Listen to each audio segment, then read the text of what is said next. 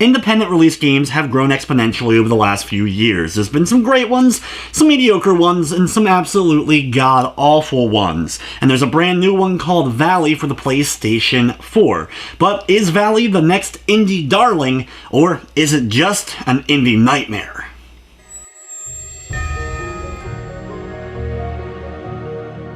Valley is a very interesting concept. It's a first-person perspective platformer with some light shooting elements, some light horror elements, as well as some walking simulator elements. It comes to us from Blue Isle Studios, the horror developer of Slender the Arrival, and that alone made me not sure exactly what to expect when loading up Valley for the first time. But once I did though, any of my concern was immediately wiped away. In Valley, you're playing as an unnamed archaeologist. You actually get to pick whether they're male or female when you begin the game. And while you're not actually hearing them really speak all that often, this is what it ends up dictating, though it really doesn't affect too much as far as the game is concerned. You set off on an adventure in order to find the ancient relic known as the Life Seed. Not long into your adventure, you're knocked unconscious and wake up in the valley itself. Doing a little bit of exploration though, you come upon the main mechanic of the game, which is the Leaf Suit. The Leaf Suit grants you superhuman abilities, like being able to run fast or being able to jump really high. And as the game progresses, you're slowly given new abilities by finding upgrades that allow you to do different things, such as run on water or run on walls, being able to double jump or even attach to various hooks throughout the game.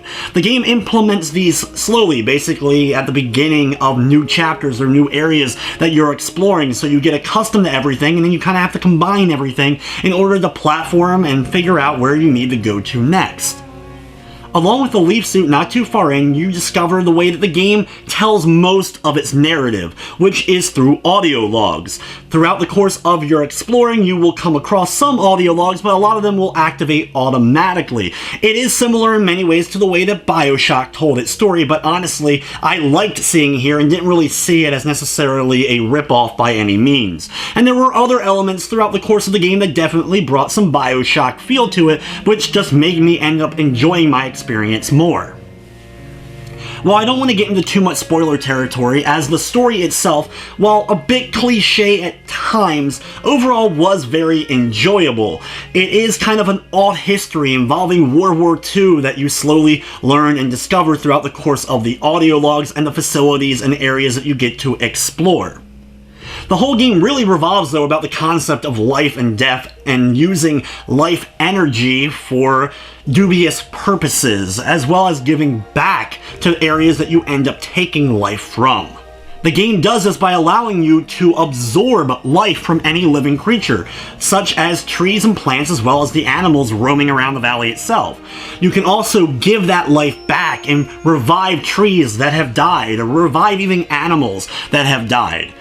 Your health in the game is represented by the valley's life force itself. Every time that you end up dying, your suit allows you to revive, but by doing so, you're taking life force away from the valley, and your goal is to try to keep the valley alive no matter what. So sometimes you're going to have to sacrifice additional energy and try to bring back some of the trees and plants and animals so that you refill that valley's health.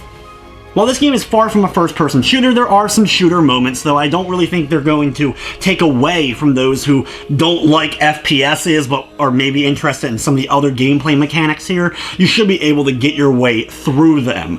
Basically, you have some evil energy creatures and you're going to be converting them or destroying them using your life energy.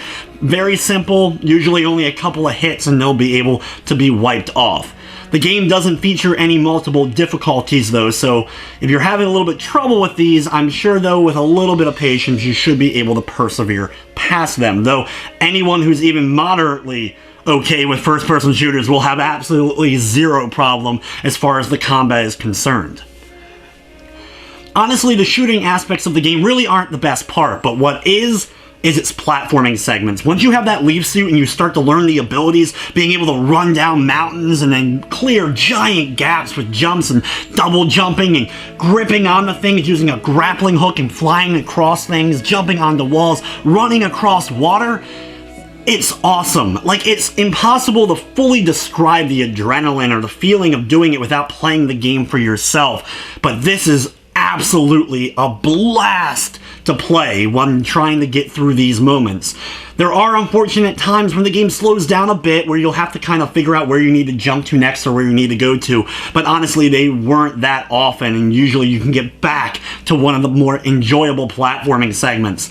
Some of the highlights for the game for sure was the moments when you get the ability to ride on rails in the game. By doing so, sparks start flying. You're able to really get a big burst of speed on these, clearing some awesome segments where you're able to make some big jumps, and the music that goes along with these segments just amplifies the entire moment even more so. This game uses music beautifully at the key moments that really bring you into everything. There are moments where you'll hit big jumps and the music kind of slows down a bit, and then as soon as you land that jump, the music explodes and comes roaring back, and it's just an absolutely awesome feeling. If you decide to play Valley, definitely play it with the sound up or a pair of headphones. You will definitely not be disappointed.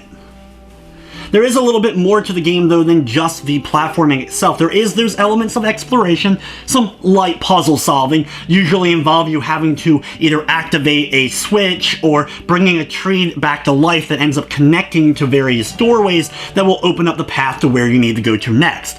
There is some collectibles in the game as well. They are in the form of acorns and mechanical gears. There are several acorn doors throughout the course of the game, some of which are mandatory that you will have to go through, but don't worry, they will always give you acorns right around that door if that door is mandatory.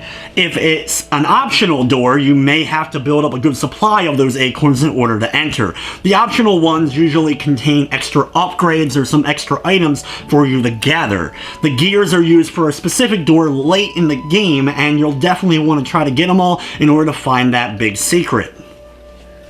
With the upgrade system in the game, there are a bunch that you get automatically for the suit itself. The abilities to climb on the walls or use the grappling hook or run on water, but there's also the ones that increase the amount of energy that you're able to hold at one time. You start off with only a very little amount, but that quickly starts to drain fast, and you'll have to constantly be picking up energy all around you in order to refill it, but slowly you'll start to get those upgrades and be able to hold quite a bit of energy all at once, so the shooting segments as well as the jumping and platforming segments won't be too much of a hassle for you. Anytime that you're using the leaf suit's more special abilities, you will have to use that energy. So there are some moments where you'll have to plan and decide whether or not it's worth it to do a double jump then, or should you hold on to your energy until you're able to refill it. While there are only a couple of times where I was really ever low on energy, they ended up providing some interesting elements to the game itself. Throughout the course of my gameplay, I didn't run into too many technical issues. There were some very, very brief moments of slowdown, and I mean absolutely brief. But the game didn't really freeze up, and it definitely never crashed during the course of my playthrough. The graphics in Valley aren't going to blow you away. They definitely get the job done, though. This isn't a AAA title, of course, so I wasn't expecting it to be absolutely amazing, like something like Uncharted 4, but they definitely get the job done. There was some graphical pop in here and there, which is always a little bit disappointing in this day and age, but honestly, I was having so much fun with the gameplay, those brief moments of that really didn't take away from my experience.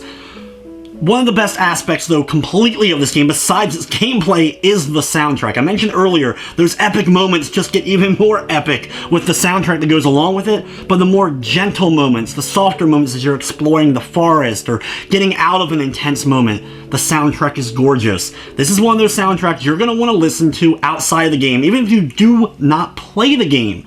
Check out the music for this game. You will not be disappointed. One of the best soundtracks of 2016.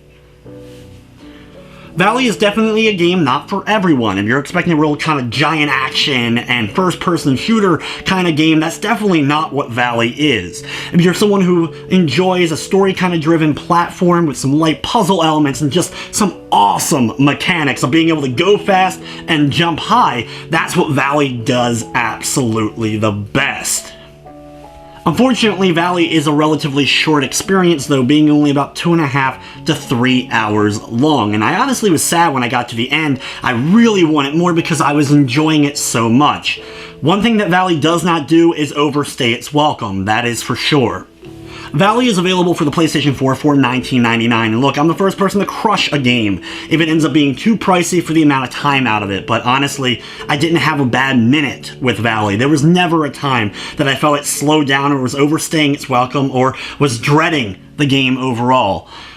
There are very few times where a game can be short, have a little bit of a price, but honestly be worth it, and I think Valley is one of the few games that honestly could be argued that, yes, it may be short, but it's still worth the price tag attached to it.